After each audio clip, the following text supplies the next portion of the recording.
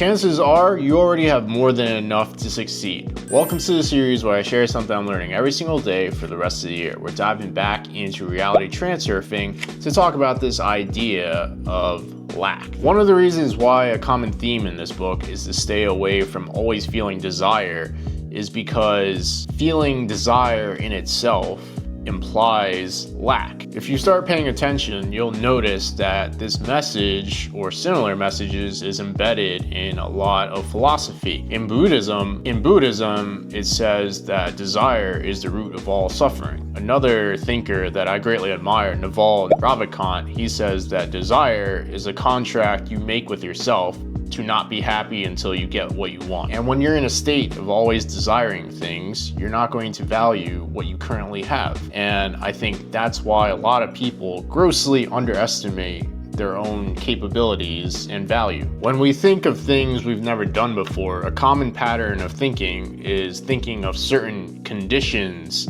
that need to be met before we can acquire that certain thing. And we accept this without even questioning it, especially if this is something we've heard from someone we respect. And it's interesting why we value these conditions that probably aren't even real over our own capabilities. For example, I've brought this up before, but this is a children's book that I was able to make with an NBA team. And I created that opportunity out of nowhere, out of thin air, basically. I just pitched them the idea and it made sense. I didn't have the credibility of a gigantic book publisher.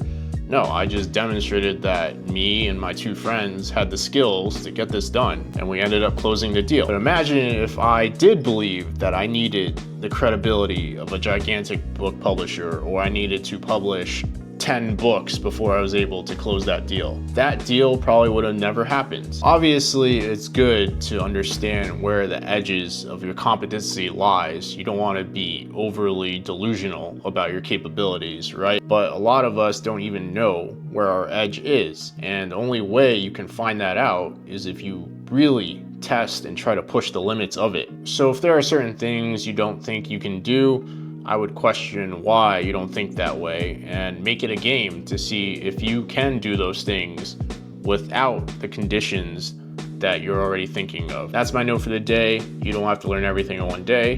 You can just learn things one note at a time.